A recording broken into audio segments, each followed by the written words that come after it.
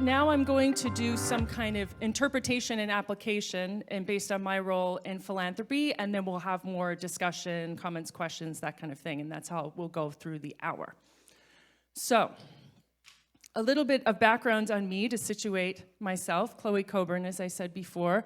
I come from a family of journalists, everyone, my parents, my uncles, my half-cousins, my grandfather, a lot of journalists. These are some of the books from my family. I kind of grew up on the drug war in the 80s. I'm 45 years old. So there's my grandfather, who was a muckraking communist journalist in England.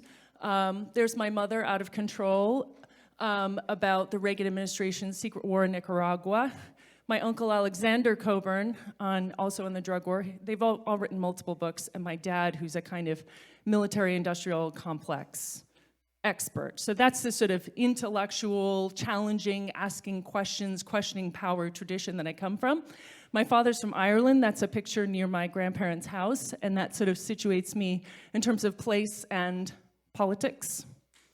And I'm a graduate of Harvard Law School. I've worked at various places, including the ACLU, and I came into philanthropy in 2015, joining Open Philanthropy, which is not Open Society. It's different. It's based in San Francisco, and it's advising Dustin Moskovitz, who's a co-founder of Facebook, and his wife, Carrie Tuna.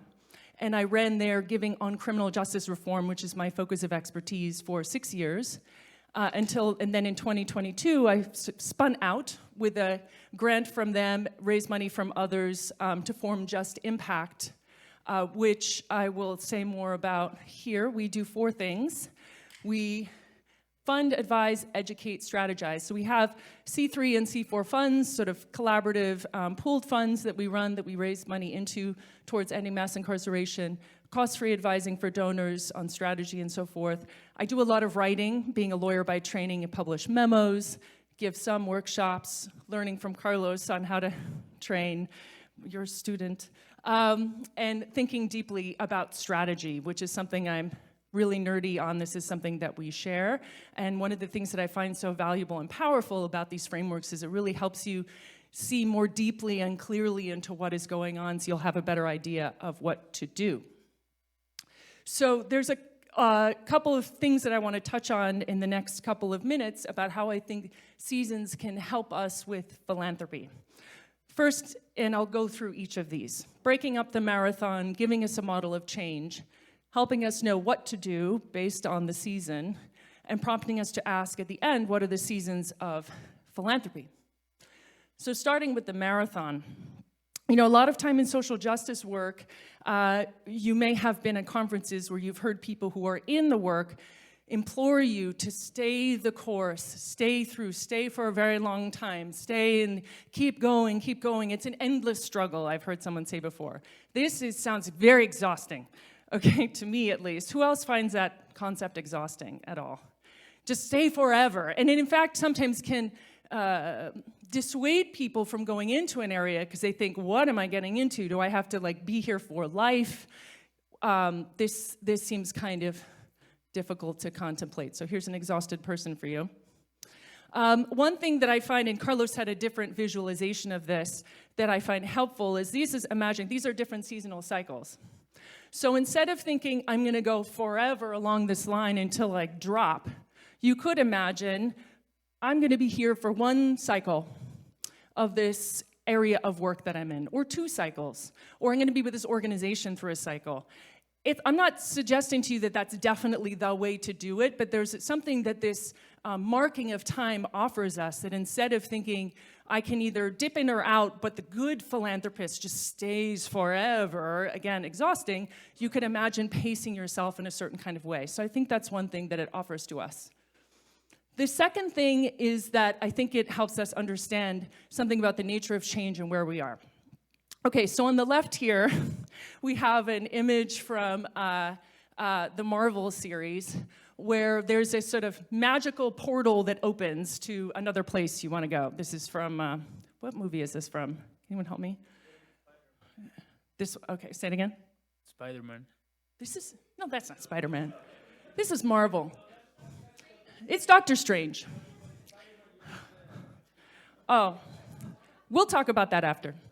So the reason I put this up here is something for years when I've been working in criminal justice, people talk about the window for change. It's open or it's closed, or it's closing, or how long will it be open? It's this notion of this magical window that is produced by conditions we're not really sure of, and we have to jump through it as quickly as possible until it closes. That's one way of thinking about our opportunities for change. So for example, in criminal justice, you could say for years and years it was sort of building up, and there was then this bipartisan agreement that we could do criminal justice reform, and then in 2020 there were a zillion people in the streets, and now it's hard, so it's done. The window is closed. That's one story that I would call a false story of criminal justice reform. You maybe have heard other stories similar about other areas of work that you're working on. I would say, obviously because I'm here with Carlos, that the seasons is a much better way to think about how we proceed. And in terms of each season, building on the infrastructure developed by the previous season in order to create the conditions for the change to be possible, that it's an interactive thing. It's not a magical window determined by some mysterious force, but it's something that can be created and shaped where you can't do anything anytime you want, but that the time is a sort of an interactive thing that you can pace yourself into and have some agency over, especially as funders, where you can be key partners to that process. So I'm going to briefly in a couple slides talk you through some sort of aspects, an example of this from criminal justice reform, because that's the area that I know best. So for years, and I won't go through each of these things, but these are just examples. There was a sort of winter and spring of this work as part of what I have displayed up here, leading up to, say, we're going to take up to 2020. For years, you have people, this is Norris Henderson, formerly incarcerated in Louisiana, spent 27 years in Angola, a former plantation, where they still pick cotton, monitored by guards on horseback. That's a whole trip. Norris has been working for years. He built this organization, Voice of the Experienced. He started just himself, and he built this huge organization working in Louisiana.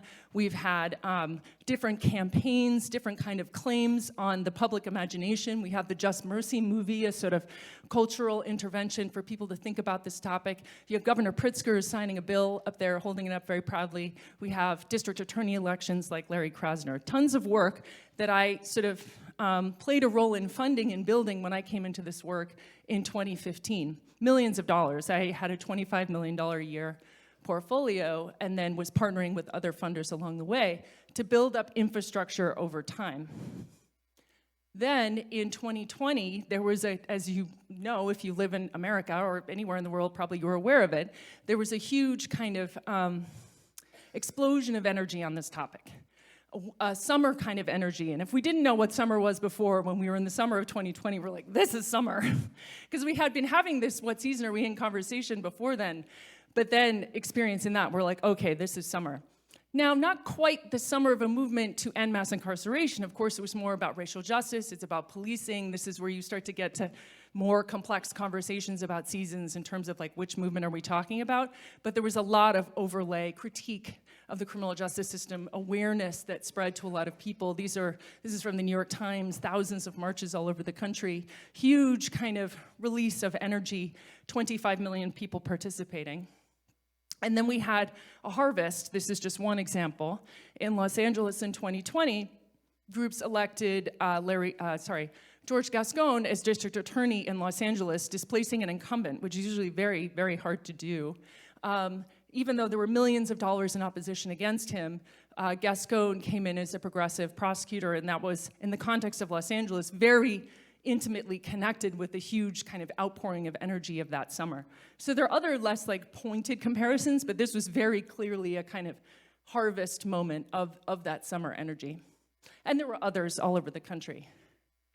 And then, you know, where are we now? So are we in a winter? We're starting to see in a lot of states around the country very regressive laws passing in state legislatures. This is Governor Landry in Louisiana, who's hell-bent on shoving as many people in prison as possible, even if there's no room for them. He doesn't care. In part because it being a sort of highly politicized issue where it's not really about the thing it says it's talking about. It's playing other roles, and I can nerd out with you about that if that interests you. But there's this question, what season are we in criminal justice? Are we really in a winter, and therefore what? So the answer is, and this is not mainly a talk about criminal justice, so I'm just kind of using this by way of example to imagine, like, as a funder who's trying to make social change, I want to understand where we are in this movement so I know what the right thing to do is, what the right thing to fund is. Because the things that I funded a couple years ago that were about building up that spring capacity, building up those organizers, all different kinds of things we were funding, may not be the right kinds of things to really emphasize in this time. So we want to understand first what time we're in. And the answer is it's complicated, which many of you might have experienced as you were having conversations with each other about what season you're in personally. There's different kinds of evidence. We have popular opinion polls showing still very strong support. The question is, how important is it to reduce the jail and prison population? And, you know, it's mixed between different political parties, but all over 50% or more agreeing that it's very important or somewhat important. And we also have this interesting squiggly chart at the top, which is just a Google Trends search for the term mass incarceration, which itself is kind of coded as like a term that implies you care about reducing incarceration. Usually people who aren't interested in that topic wouldn't describe it as mass incarceration. So I think it roughly approximates people's kind of attention or interest to that issue. You see it's flat, flat, flat. The start, it's so faint, but the start is 2004. Then in 2010, bumpity, it starts to kick up more around Ferguson in 2014. Then in 16, after Trump, it's getting much higher, and that big spike is 2020. But you notice it hasn't collapsed. It's kind of gone down a little bit, but the thing that's been kicked up is still vibrating. Now, that doesn't mean we're not in a winter, but it does mean something has changed. If we are going into a winter, it's not like we're returning to status quo ante, so to speak, where we were in, let's say, 2010. We're in a new state of being where it may be rougher headwinds, there may be less public energy and attention around this, but we have something that's been built. And I'm going to come back to that. So these flowers are this sense of like, is it, you know, what season? We're not sure. There's maybe this kind of mix. So coming to more application of knowing what to do, as I referred to, depending on what season you're in, you might think to be focusing on supporting different types of work. In the spring, again, many organizations are coming into being, and that's like, you want to get a bunch of them online and get money out to all these types of groups to kind of build out the field, to build energy and momentum. Preceded by the kind of winter developing, leadership development, sort of getting this kind of internal organization of the issue prepared before you start to become more outward with these organizing groups and so on. There's this big summer energy, maximum polarization, everyone's paying attention to it. There's not a lot to do, I would propose, and we could talk about this more, as a funder in the summer. Because in the summer, kind of by definition, lots of people are talking and caring about it, and your dollar is not really going to do anything to change that conversation. It's not to say you should pull funding from groups you're already supporting, but it's not a time where you can really contribute to the issue in the summer. I did notice, of course, though, in 2020, the phone was off the hook, ringing off the hook. I was getting a million emails in 2020, all these kind of philanthropists trying to figure out how to get in on this issue. Of course, I gave them ideas and had recommendations and things like that. I wasn't going to turn that money away. But truthfully, it's a little bit kind of the opposite of what it should be, because the time to get in on the issue, as Carlos alluded to, is the winter. We'll come back to that in a second. In the summer, everyone's wild about the issue, and so it's natural that money starts circulating, but actually can get less traction in that time because the crop has been sown, the table's been set, whatever is happening is already happening. Then in the fall, that's the time, as Carlos mentioned, around institutionalization. What does that mean? We need to have really strong, that's the time to have really strong support for those policy-facing organizations, or sometimes electoral organizations that can harvest that win. Take the energy and convert it into something that's going to stick. And so there might be laws that were on the table for a while, and suddenly legislators are frantic to pass something, and you can serve it up to them. There may be, different kinds of structures that have been toying with or considering things, and they realize now is the time, and so you need groups that have the capacity to deliver that information to them and help them come to this different kind of position. So that's a good time for those institutions to play their part, which of course, you can't just found the institution in the fall. it has to have been supported early. So there's different kinds of seasons where different kinds of work has its heyday. And I would just say, as funders, we can sort of attend to and even kind of project forward into the future and think about what are the cycles that this field or movement that I'm supporting, which may be one among several, are going to go through. What are we going to want to make sure is in place by that time, and fund accordingly. This isn't to say that every funder has to have a full plan to fund every organization in every part, but one could locate oneself. I mean, I spoke to someone from one funding institution recently who said, I think we're winter funders. I'm like, great, fantastic. Be winter funders, and we'll get to that in a second.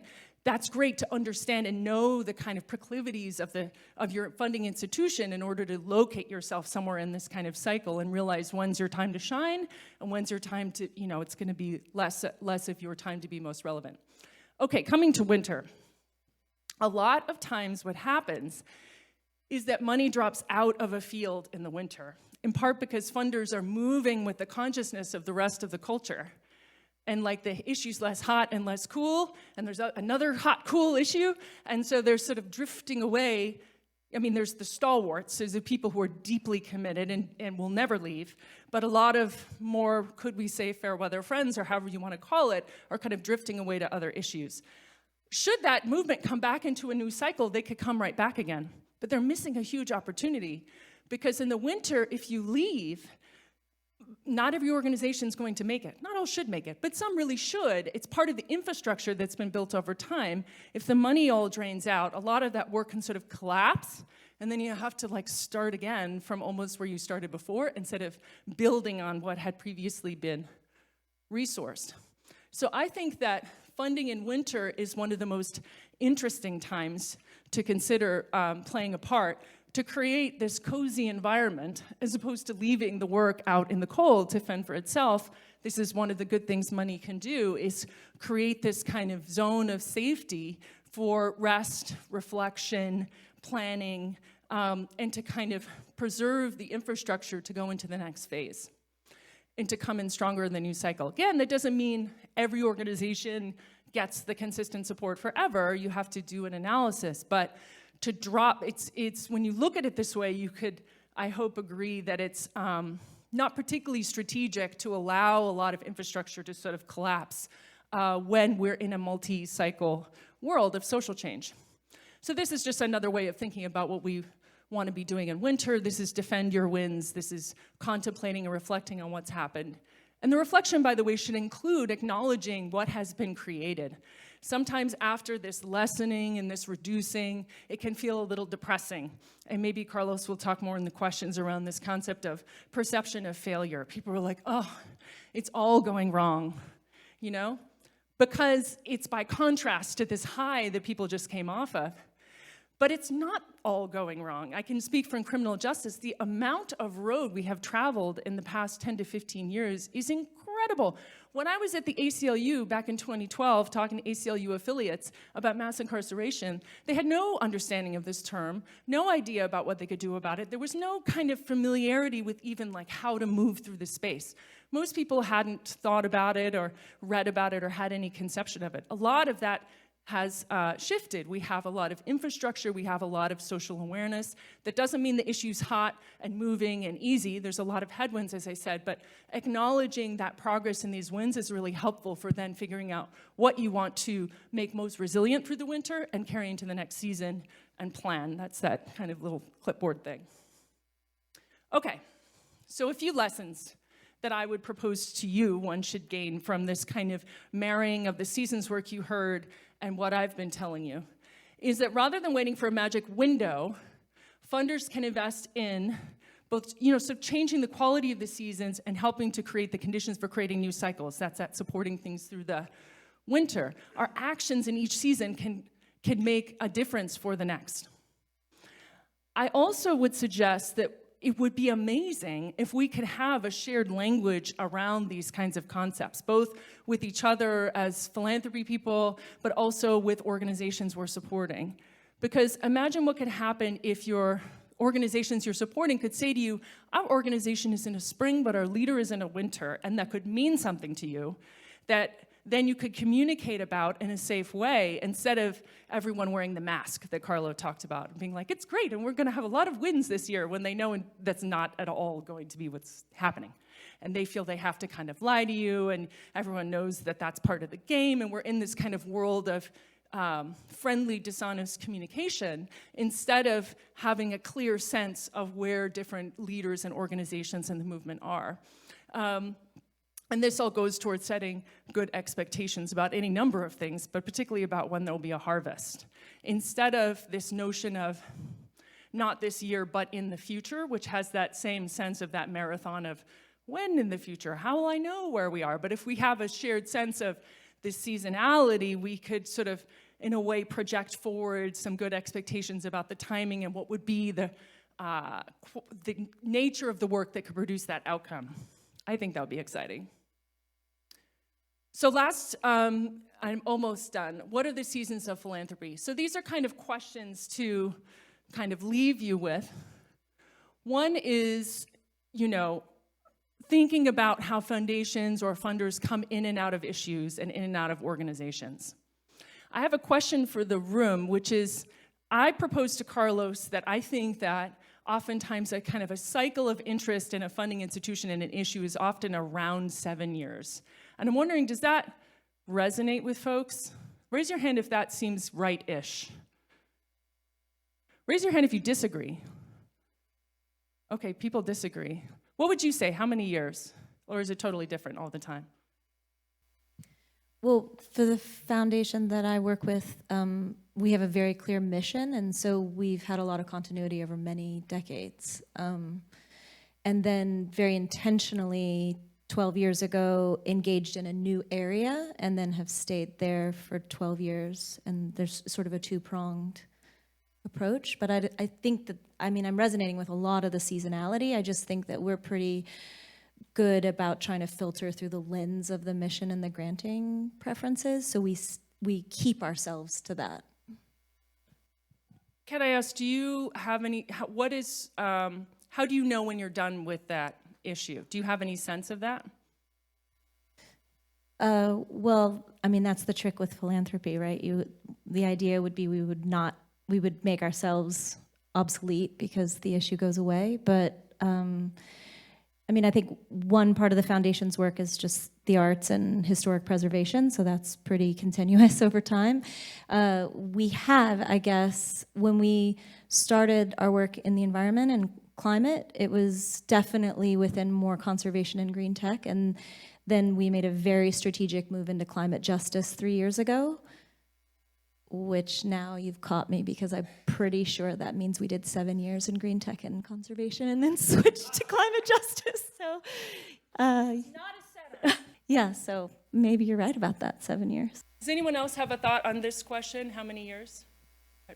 Well, there's something that Carlos and I were talking about this morning that could happen in some places that is worth reflecting on, is whether that cycle, and I'd be really interested to talk to you after if this resonates, is in part determined by the leadership cycle of people in the philanthropic institution. Whether a high-powered program officer or the donor themselves or the director or whatever. And when they cycle out, the work is kind of contingent on that or highly affected by that. And that you have a strategy refresh when you get a new person to come in. And that's okay, but if it's totally at odds with the cycle of the field or the movement, it could create some problems. And so we see, I don't know, not to pick on them, but I remember when MacArthur a couple years ago kind of dipped, out on nuclear weapons proliferation work that they had done for years, and I'm not deeply read into that, but it was quite surprising when it happened and they were done with it. Now, I don't know, maybe they did a deep analysis and they felt that it was responsible given a read of the seasonal cycle of that work, or maybe they were just, go ahead. End of comment.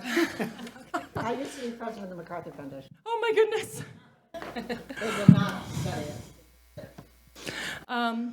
Also not a setup, and I'm glad I hopefully haven't totally disingratiated myself. So if that's the case, it's something to reflect on at least. So that's not to say, again, that any funding institution should be in forever or that a leader should be in forever, but one should ask the question, is our change that we're doing, how does it line up or not line up with the cycle of these movements? Particularly, I would say, if the movement is entering into or in the middle of a winter, because again, it's the bottom can drop out. It's already a rough time for the field, and it's not just, we feel bad for people or whatever, but the alternative, and this is the thing I was touching on with Carlos when he asked that question, if it's true that the quality of our winter determines the quality of our summers, if we could, instead of dropping out, be extra attentive to and interested in supporting a really good winter, and then we could talk about what makes for a really good winter beyond these kind of, phrases of rest and reflection, like what are the activities that could make a really good winter, then you could imagine progressing up. And instead of each circle coming basically back down to where it was, at the end of the winter, we're at a better place than we were the last time, and the next cycle can build on that, and the next cycle can build on that. Because if we're taking on a very big social change, we're not going to get to it in one 10 to 15-year cycle, nor does it take infinite time. And as we heard from our colleague from South Africa, it could at times come surprisingly quickly. I think we could all agree, though, that we don't want to be starting over every time, and all of our best leaders burnt out and went away, and the organizational knowledge and the leaders' knowledge has all been lost. That seems not great for achieving this goal. So I'm going to call it good there and just leave you with our contact information. That's Carlos at the Ayni Institute, and I'm at Just Impact Advisors. And I think we'll now go to broader discussion and questions, and Carlos will come back up. Thank you so much.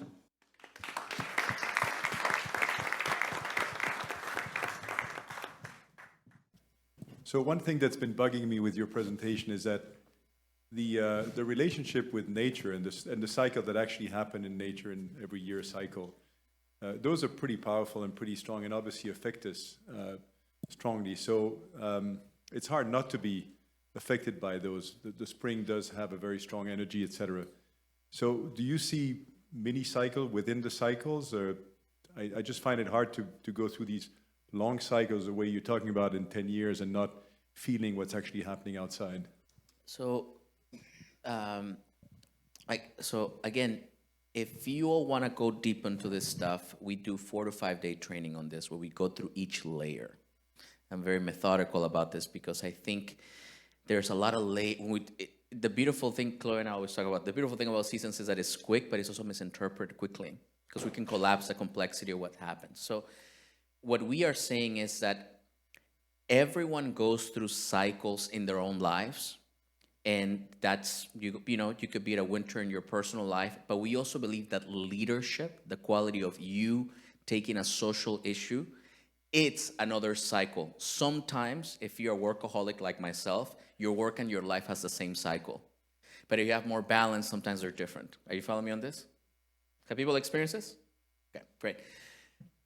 We believe that in our culture right now, we have a tendency, because of consumerism, to think about smaller cycles, right? It's the same thing that we're seeing in social media today, where because of the way that we're being trained through our dopamine and the way that we're training our attention, people are used to thinking about cycles very quickly.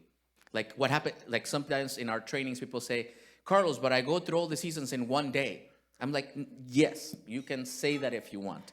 Or I go through it in a year, and that's actually true too. So we actually say leadership cycles happen in 4 to 6 years because leadership cycles are bounded by organizational cycles.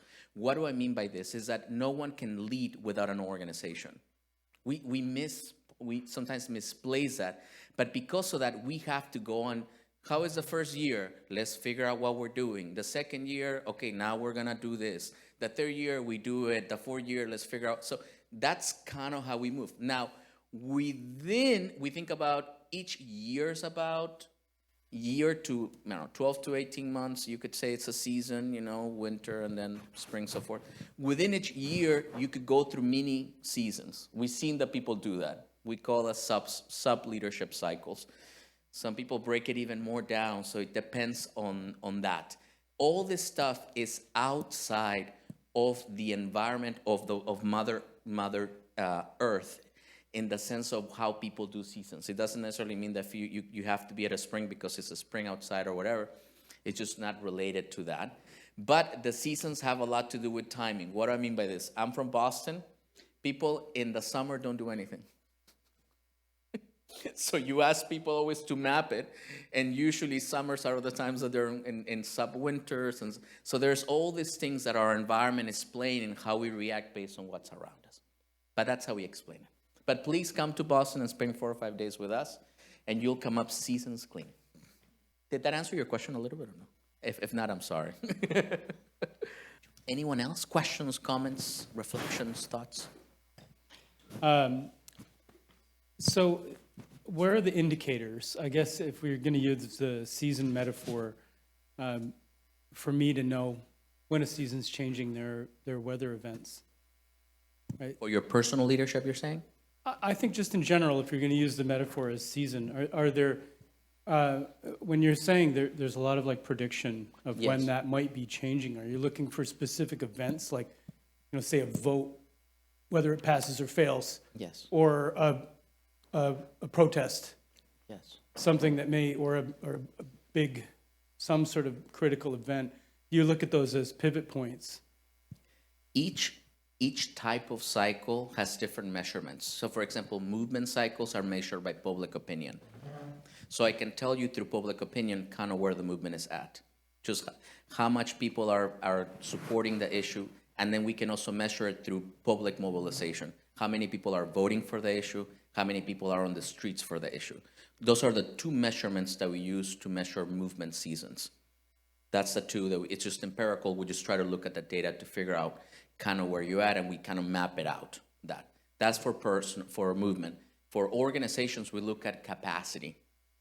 We look at how much the organizations and the programs develop over time. How much can you really do in the organization? And for personal, we look at the reactivity, how reactive you are in dealing with problems. That's the major measurement that we use. Because, for example, in my movement, somebody's like, oh, there's a deportation. You're like, it's horrible, but I can figure it out. And there are times where you're like, it's a deportation. I cannot have one more of those. Have you experienced this? That when you're in a smaller, when you're having a simpler problem, but you cannot handle it. So that's what we measure. And it's very subjective to individuals. How creative, how reactive are you right now? If you're really, really reactive, it's because you have a lot of stress and you might not have a lot of creativity. You might be on a winter. I'll also add that, look, this is a framework. It's not like a law of physics, but it's provocative and can help us maybe structure our thinking about things. To add to some of the layers that Carlos is talking about, you can imagine, I certainly see in my work, places going through seasons. They're I focus on the US. And so the US as a larger national unit has like a wave and a vibe and national elections and things that are bringing us into kind of coherence. But some places are kind of popping off when others are slow, or some are hitting much bigger summer, like in Los Angeles in 2020. I mentioned Gascon. There was a lot of stuff that happened in those couple of years. LA had an amazing summer for a couple of years, and now it's going into kind of a winter. Whereas other places, might be a little bit earlier, a little bit later. So they're under the overarching branch of the national vibe, but there's kind of some differences between them. To your question also, I'd say in my position as a funder, a lot of what I'm doing is try to listen and take in the information and really try to discern where are we at? Again, to understand that the funding kind of, there's a baseline of groups we might be supporting over a period of years, but what we're going to lean more into is going to be in part conditioned by my assessment of where we're at and looking at those types of things, like are laws passing, are they not, how much public attention. Sometimes there's sorry to bring up a hard topic, but a police killing and everybody notices, and sometimes nobody notices. So I might be paying attention to that. How much traction is something getting in the media gives me information about where we're kind of at, and therefore what work might be the most, have the most potential to engage in that moment. There's one other thing I want to bring up, and I just mentioned about Los Angeles, and then I see you in the back. Maybe someone could hand a mic to this person. I mentioned LA. one example of how seasons can be helpful, I think, is I mentioned LA had high highs and then they've kind of gone into a winter. One of the signals for winter for me is that the groups are starting to get really spicy with each other, kind of that reactivity that Carlos was talking about. A lot of interpersonal disputes, mistrust. We're not like, there was a beautiful coherence and everyone's swimming and singing together, and now it feels quite discordant. In those times, you'll get sometimes different groups complaining, fetching about each other, and having real problems and making it very personal. And what I have shared with people that I have the most trust with, whose work I've been supporting there, is like, this is very normal. You guys are going into a winter, I would say. Try not to create lifelong, movement harm in this time. Like, rest, reflect, plan, instead of leaning into these kinds of conflicts that arise out of this lessening energy, this disappointment, this exhaustion. Because people can create disputes and conflict and harm that will persist for years and definitely make it harder to start the next cycle. So I'm not proclaiming that to people from my on-high funding perch broadly, but I do have relationships with certain grantees, and they've said that they've found that kind of helpful. Back here. Well, you might have just answered my question, which was really going to be whether, as a funder, you feel you can change the season that a grantee or a set of grantees are in, or that you should change the season that grantees are in. I don't think that I can change the season. I think what I can do is try to recognize the season and support it well in a way that would be good for that season. So to take the winter example again, that might be a time to be really, really offering or even pushing funding for sabbaticals, funding for rest and reflection retreats. I might like really suggest that kind of stuff. Or in summer, I might be offering other kinds of support. So I think I can play a role in hopefully helping to improve the quality of the season or avoiding like making it worse. That's one answer. I also think that one can notice, I think, and I try to be really attentive to, I consider myself in many ways an early spring funder, like in terms of organizational development. Like I'm funding things at a much earlier stage than a lot of other donors, really kind of spotting and listening, and I think something's happening here. These tiny little shoots are coming up. Let's get in on that. Like Ohio, for example, has been, as a state on the organizing landscape, pretty depressed for years, but in the past year, we're seeing little shoots. So I just moved a grant that's being sub-granted to kind of encourage those shoots up, and then we'll sort of see what happens. I think that you can sort of spot which way things are going, and with some nice watering and compost, help it along. Not rush it, not be like, let's get to summer, guys, but avoid, you could sort of ease the way and make sure that there aren't obstacles in the path to that piece of work or that group of people proceeding into the season they seemed inclined to go to. So that's the level of interaction, as opposed to like, pulling some lever and changing things at my will. It's more like listening, attending, supporting, and allowing things to flow better if I can. Hello. I enjoyed both presentations because it's quite an interesting paradigm to put against traditional strategic analysis, to look at the cycles. I think it's fascinating. Where I'd like to ask each of you, what would you point as an example of a huge success in terms of a campaign or social movement, in your case, Carlos, and in your case, Chloe, what would be a real stark example that you could point out in each case to us that follows this kind of cycle? Can you say a little bit more? Sorry, bring them up. Because I think part of what we're speaking about is descriptive and not normative quite in the sense you're talking about. So maybe say more like success in that the movement was attending to its season and therefore it succeeded, or say a little bit more. Well, just whatever you would define as success, according to the cycles that you've described. I mean, what I would say from the research that we have done, and we're happy to share that with all of you, is that most people, when there's very few leaders that get to go through multiple movement cycles. There's a few, like Gandhi, for example, went to 3, Mandela went to 3, you have Ella Baker in the social movement went through 2.5. So what happens is that I love reading these biographies of Gandhi, Mandela, Baker, all Bayard Rustin. What did they had to say in their late stage of life? And one of the greatest lessons that they share is that this thing of timing is the most extremely important, and that only comes at that stage of their lives by looking back about the missed opportunities that they had or how things were moving. So most people that are younger, like myself, don't actually, because we don't even see cycles, we just kind of go with the flow. And part of what we are saying, so if you go and interview movement leaders from different times, did you know you were going through a cycle? They'll be like, I don't, like they know after the fact. They don't know when they're within the fact. But what happens is that after one cycle, sometimes the leaders leave because they feel shame to come back to do another cycle. They actually think everything has died, and that's not true. Some things have died, but some new things have emerged. So what we are saying, the model of seasonality is just to say you need to map the cycles of the movement that you're in. Just as you do the stock market or evaluation of other things, you have to understand the value that has been moved through society.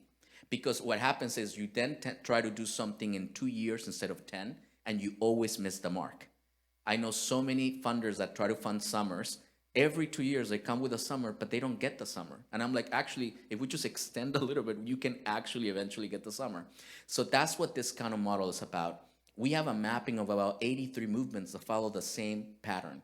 It's just the law of nature that people get tired or repression gets too hard and the movements decay.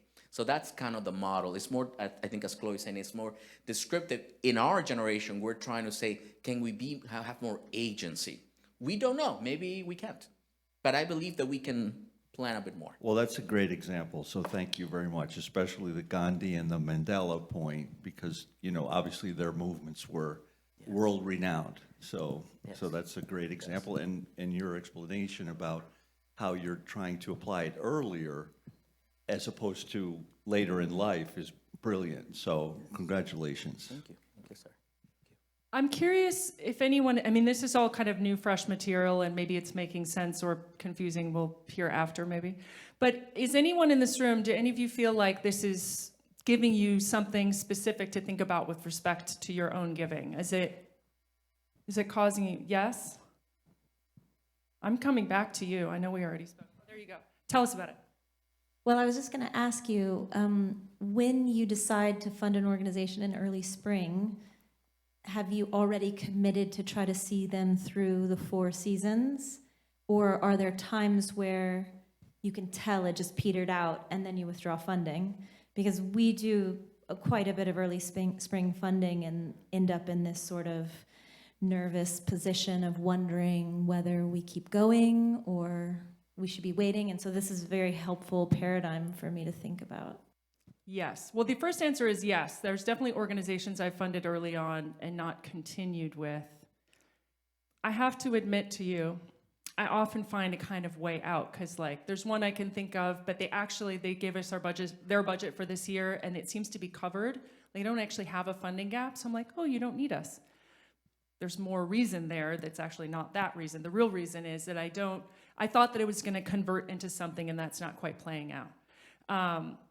I think, so the answer is yes, and I've certainly made many mistakes on this in my years in this, nearly 10 years in this.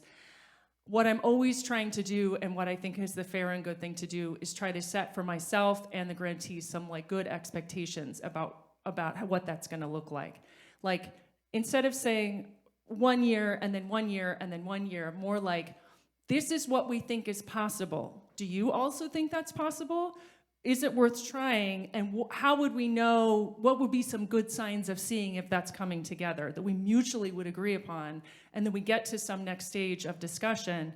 Are those things happening? Yes or no? And if they're not, are other things happening? Or is this thing not really catching?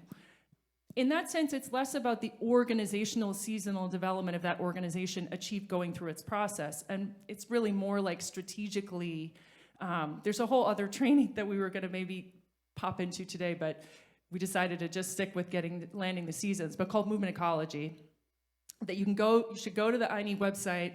There are trainings available online. There's also live on Zoom trainings. And then, of course, in-person trainings at their new building that we helped them get. That's just launching this year, which is really exciting. Side note, there's been an incredible degradation in the number of and quality of training institutes around the country that shows up in movements in ways that may be invisible to folks. But having more training capacity is really good. So in movement ecology, long story short, there's different components, different theories of change that can kind of work together and in complex collaborations to achieve things beyond what is normally possible. I'm just going to speak abstractly because I'm not going to do a mini training on movement ecology right now, even though I might want to. And there might be a theory of the case of this organization has, if it sets up this way, it's going to set up these other pieces for these things, but it's not really playing out. So that's more of a strategy question than like what is the pacing and the cycle. This is why I think like layering over seasons and ecology, meaning the different relationships between different kinds of work in the field, gets you to actual strategy. But I do think it is tough, especially in the US, where people get so much of their ability to live out of their job. And so when you're supporting an organization and then you decide not to support it, the consequences feel painfully high. We end up having to do this long tail of winding down funding when we could tell 3 years before that it's not playing out. And I don't know that seasons like really helps us out of that question, although maybe it can sort of give a little bit more language to say, like, what do you think would be like for you to have a good spring, and what do you think your summer is going to be like, and can we then, again, have agreed upon terms to discuss in the future? I wouldn't even say metrics, more just like, what will be signs that we're on a road together? Not particularly satisfying, but maybe somewhat helpful. We have just a few more minutes left because of timing. Maybe it'd be good just to, if we wrap maybe a little bit. I just want to say two more things, and I'm happy to talk more. My email's there. I just want to share just for 2 minutes just what my hopes are with this stuff. The two things that I wanted to share is like, one is that I really, really think that we need some form in our organizations, our movements, and in our leadership to understand limitations. If anything you're taking from this session is that there are times where things are happening, times where they're not, and a lot of us, because of our culture of the eternal summer, break ourselves, break our organizations, and break the good work that we're trying to do because we rush. How many of you here struggle with rushing? Just raise your hands. I am a rusher. I want everything now. Now we have kids. I don't rush anything. I just survive day to day, as I tell you. But what I'm trying to say is that doesn't matter if it's with the whatever is the framework, but I think the challenge that we have is an understanding where we're at. And I think my advice is that with the relationship within philanthropy is that I actually want my funders to try to investigate what season I'm in. Because I actually think if grantees put a mask of what season they're with the funders, which is really hard to do, yes? Find out what the hell's going on with you, are you good? There's a lot of things about that, but I believe that we need more of an active, strategic philanthropic arm that understands what season orgs are in, that actually makes hard choices, what to fund, what not to fund. I can live with that if there's strategy behind it, if there's intention of craft behind it. And that's all we wanted to kind of share with you today. And of course, if you want to send your teams to come to trainings, if anybody's going through winters and they are super burnt out, send it to us. We want to help them just even take the shame out of rest, the shame out of revaluation. So we'll close with that. I don't know if, Chloe, if you have any other last thoughts. No, I'll leave you with the last word. Just thank you all very much. Appreciate it. Thank you for inviting us.